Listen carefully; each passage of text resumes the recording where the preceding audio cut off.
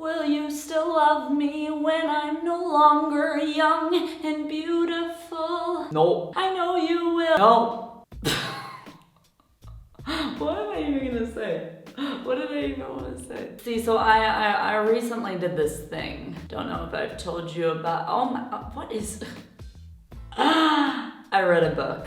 It's the second in my long list of philosophy books I still want to read to try and figure out what life is and how I should be leading mine. But this one, super cool. The picture of Dorian Gray. It's about a boy named Peter Pan who wants to stay forever young. I'm just kidding, but basically that is the premise of the story. But no, it's actually a book by Oscar Wilde about this pretty boy named Dorian Gray who essentially becomes aware of his own beauty after a friend paints a portrait of him. And he looks at this portrait and he says, wow, how so sad. Wow, how so sad. Yep, that's exactly what he said. Wow, how so sad. No, Oscar Wilde put better words in his mouth, but he looks at the portrait and he says, wow, that's so sad. I'm going to age and this portrait will always be young.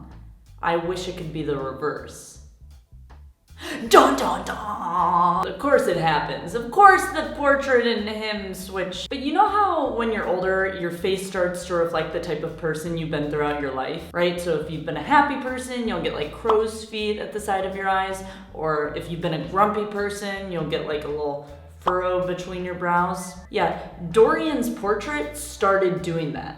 So in a way, it wasn't only reflecting his age, it was also reflecting his soul. Whoa, that's deep. That's right, Lady Gaga. We're far from the shallow now. But no, essentially, this book makes you grapple with these questions of, can somebody truly be beautiful if they have an ugly soul? And what makes a soul ugly? And do we even have a soul? Too deep. No, too deep. No, but if Mean Girls taught my generation anything, it's pretty obvious that beauty can't just be plastered on your face with makeup. Boo, you whore.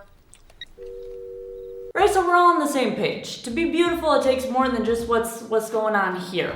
It takes a little bit more of what's going on here. So really, when it comes to the question of beauty, what you're asking is, does somebody do what's morally right? Or do they do what's morally wrong? What's morally sexy?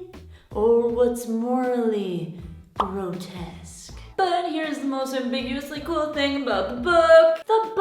The book. So Oscar Wilde never actually tells you what is moral and what isn't. And so you, as the reader, are really forced to deal with the question of morality on your own. Right? As if life is just some big game of checkers and you're supposed to figure out how to keep all your pieces on the white spaces. Oh, but there is one quote in here that I actually love. It's on page 70 if you want to follow along.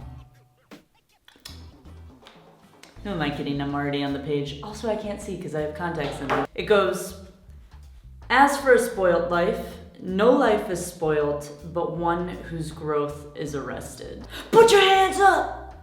No, not that kind of arrested. One whose growth is stagnant, doesn't move, doesn't grow. One whose growth doesn't grow. Which is literally what happens to Dorian when he pulls an Alphaville and decides to stay forever young. Okay, but here's probably the coolest paradox of this whole book. So if we're supposed to believe that a life is spoiled if you stop its growth, right? It's immoral to stop growing. Then let's think about this picture of Dorian Gray. That picture is supposed to reflect his soul, right? So if he does bad things, it's gonna look bad. If he does good things, it's gonna look good.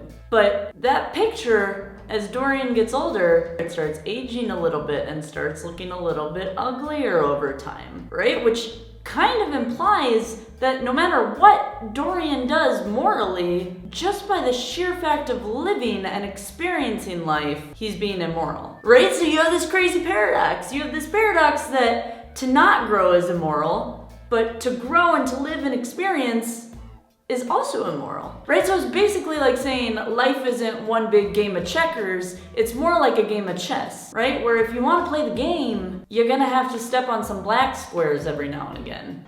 Now what do we do? It's obvious, isn't it? We're gonna play our way across the room. Right, the simple nature of living and experiencing is immoral. That sounded deep, but to be honest, I zoned out 2 minutes ago. Okay, I'll stop, but You guys, seriously, 2 books into my philosophy journey, and this is where I'm at the moral crossroads. It's like, I don't know what's good, I don't know what's bad. Well, okay, the exception of one thing. Obviously, it's good to follow me on Instagram, yes or no? What? No, I'm just messing. But I do think what he said on page 70 of the book actually is real. Like, a life is spoiled when you arrest its growth. Essentially, what I've done for the last 3 years is I've just kind of sat still, and at some point you just need to pick a direction and move, right? It may not be in the right way, it may not be in the wrong way, it may be morally reprehensible, who knows, maybe there are no morals. But it does remind me of something that Oscar Wilde said on the first page of his prefix. There is no such thing as a moral or an immoral book. Books are well written or badly written. That is all. No.